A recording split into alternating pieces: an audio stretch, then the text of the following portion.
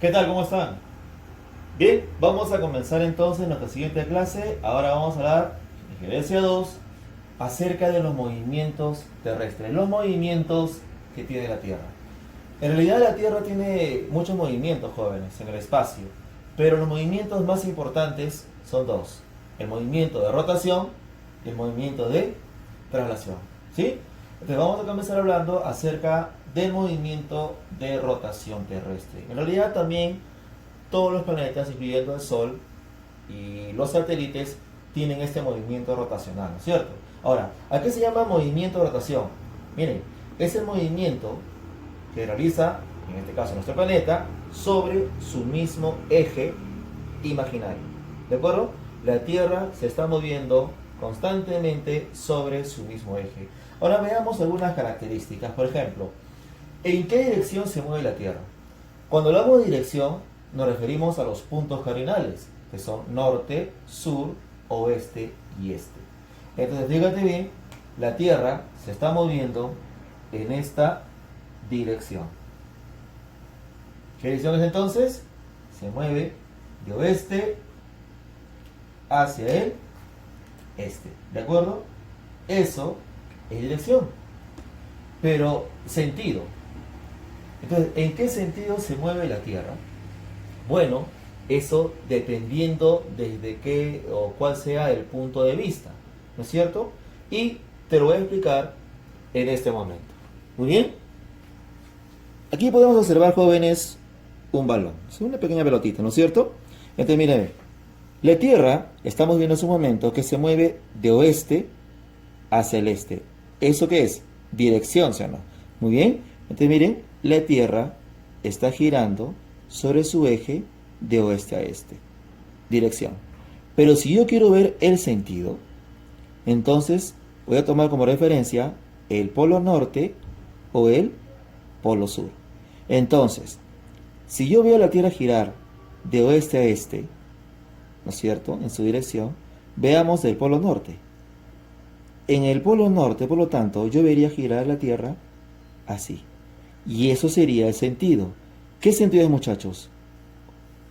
¿Horario o antihorario? Como está girando entonces en contra de las agujas del reloj, yo digo que desde el polo norte en sentido antihorario, ¿sí o no? Pero veamos ahora desde el sur. Mire, la Tierra nuevamente girando de oeste a este, ¿de acuerdo? Y ahora desde el sur, del polo sur, veríamos que gira en qué sentido. Horario, ¿sí o no? Entonces, dependiendo, si yo veo desde el norte, giraría en sentido horario o antihorario. Antihorario, ¿sí o no? Y desde el sur, ¿cómo sería? Horario. ¿Perfecto? Muy bien. Entonces, vamos a poner acá. ¿En qué sentido gira la Tierra? Tú miras, profe, dependiendo del norte o sur. Bueno, yo te pongo acá de frente, mira bien. Se mueve en sentido antihorario. ¿Y por qué? Porque vamos a tomar siempre como referencia el norte. ¿De acuerdo? Entonces, si a mí me preguntan en un examen, ¿en qué sentido se mueve la Tierra? De frente voy a poner siempre antihorario. ¿Por qué? Tomando siempre como referencia el polo norte. Pero si la pregunta me dice, ¿en qué sentido gira la Tierra si yo lo observara desde el polo sur? La respuesta, ¿cuál sería? Sentido horario. Muy bien. Ahora, ¿qué es retrógrado? Te voy a contar una cosita. Mira, una pregunta de examen de admisión. ¿A qué se llama sentido de rotación retrógrado? Retrógrado es cuando un astro gira en otra dirección, de este a oeste. Si un astro girase de este a oeste, desde el norte, entonces sería en sentido horario. Por lo tanto, cuando un astro gira en sentido horario, se dice que es retrógrado. ¿Qué planetas del sistema solar son retrógrados? Son dos, jóvenes. ¿Cuáles son? Venus y Urano. Sigamos. La velocidad. Bien. Entonces, la velocidad de la Tierra en su rotación equivale a 28 kilómetros por minuto. Muy bien, 28 kilómetros por minuto es una velocidad promedio en la zona ecuatorial, en el mismo ecuador terrestre.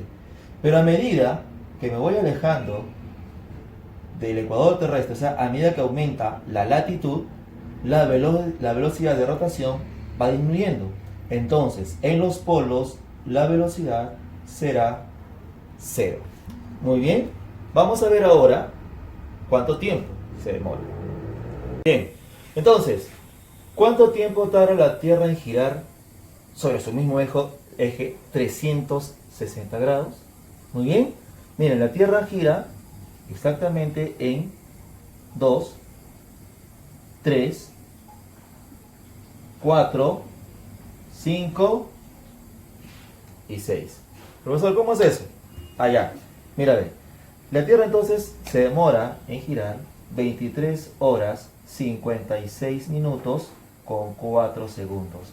O sea, ese es el tiempo exacto que tarda la Tierra en dar una vuelta sobre su mismo eje.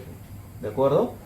Sin embargo, nosotros, para poder facilitar, ¿no es cierto?, el conteo de las horas, los minutos y segundos, lo hemos redondeado simplemente a unas 24 horas, ¿no? ¿De acuerdo? Y lo contabilizamos a partir de la medianoche.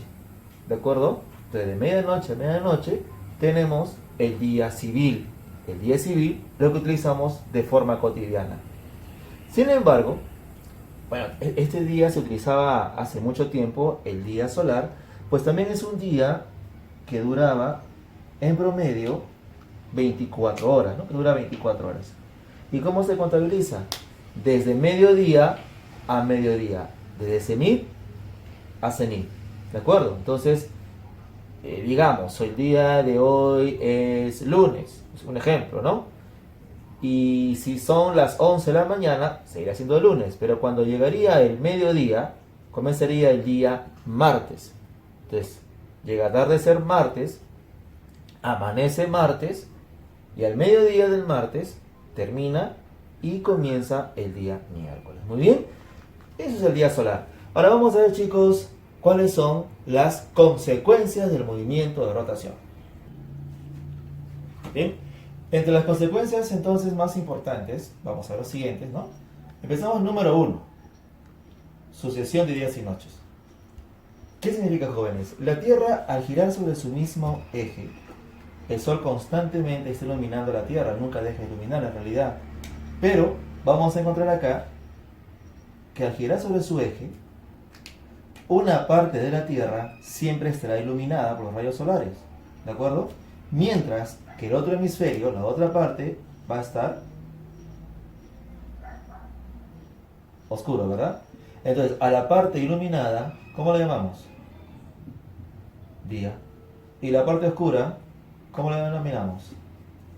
Noche. ¿De acuerdo? Por lo tanto, esta es, jóvenes, recuerden bien, la consecuencia más importante del movimiento de rotación.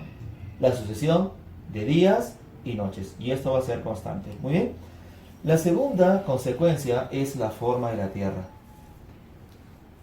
La Tierra está girando durante 4.500 millones de años, ¿no? Entonces, al girar sobre su propio eje, la Tierra se ha comenzado a ensanchar en esta zona, en la zona ecuatorial, y se ha comenzado a achatar en los polos, ¿no es cierto?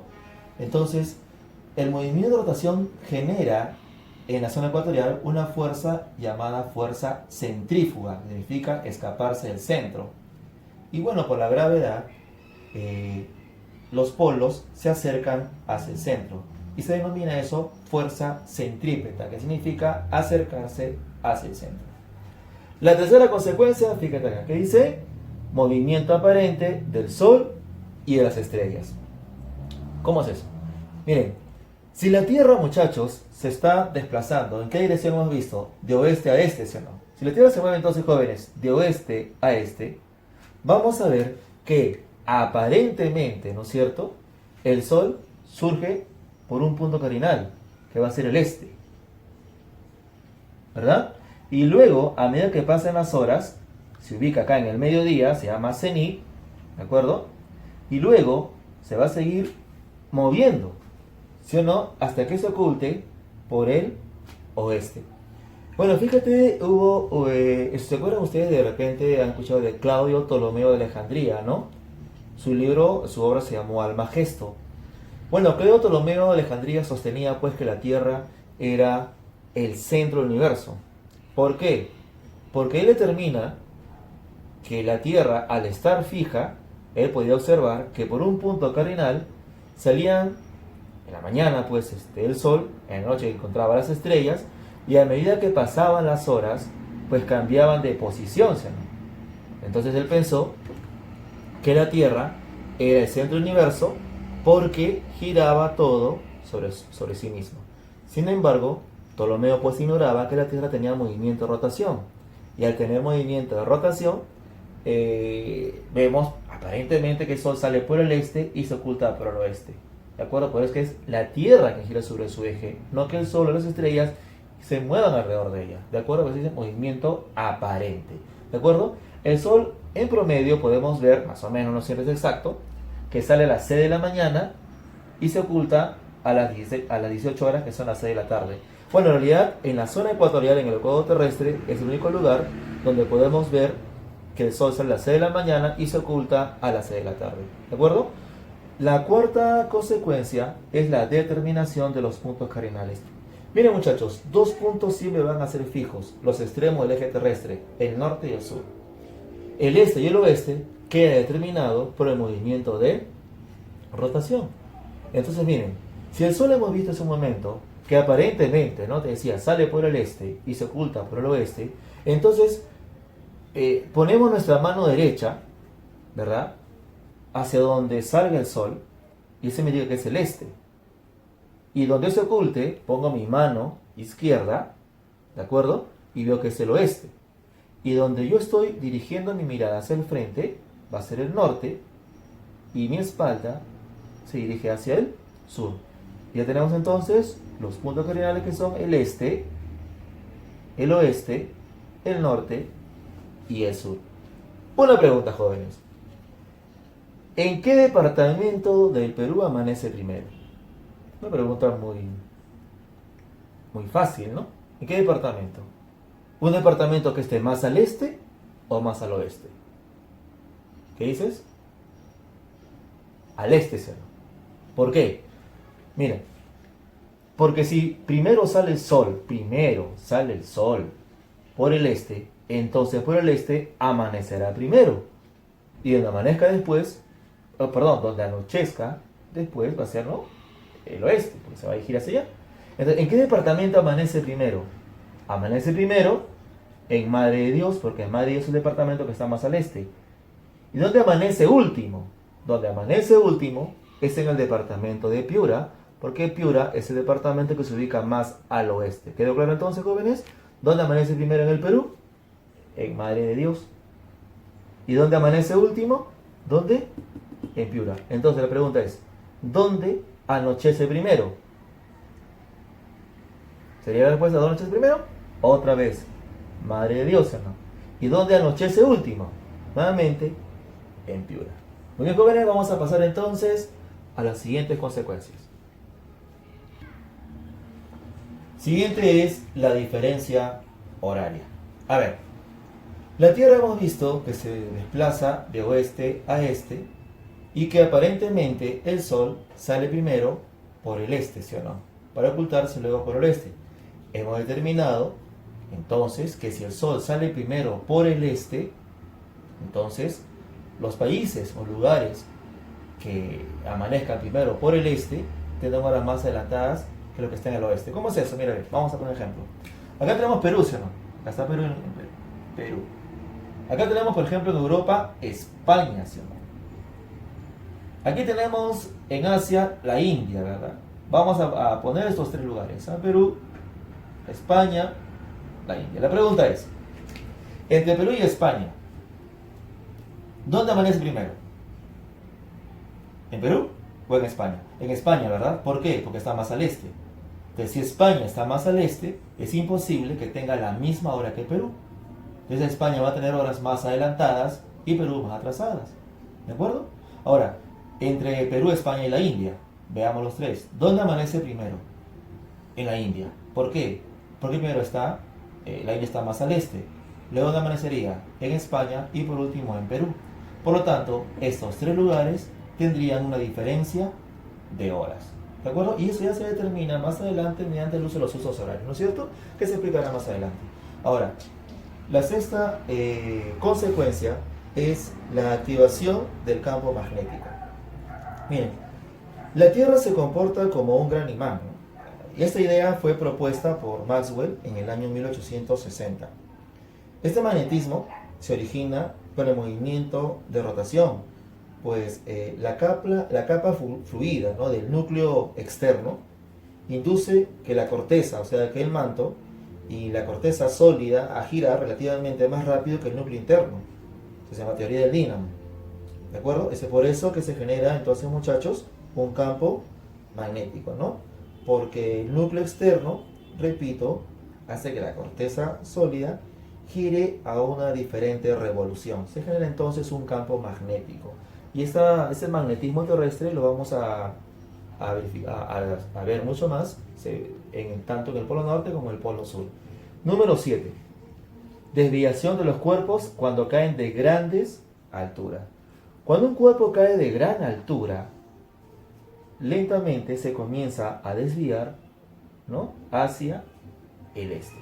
Es una consecuencia, ¿no? Y por último tenemos el efecto de Coriolis. Bueno, miren, el aire caliente de las regiones ecuatoriales, ¿de acuerdo?, se eleva en la atmósfera a causa de que tiene menor densidad, pesa menos, ¿no?, lo que da lugar a que se originen corrientes de aire frío que se dirigen de los polos hacia la zona ecuatorial y corrientes de aire caliente que se dirigen del Ecuador hacia los polos. Si la Tierra no tuviese rotación, entonces estas corrientes tendrían la dirección de los meridianos, ¿no? Muy bien.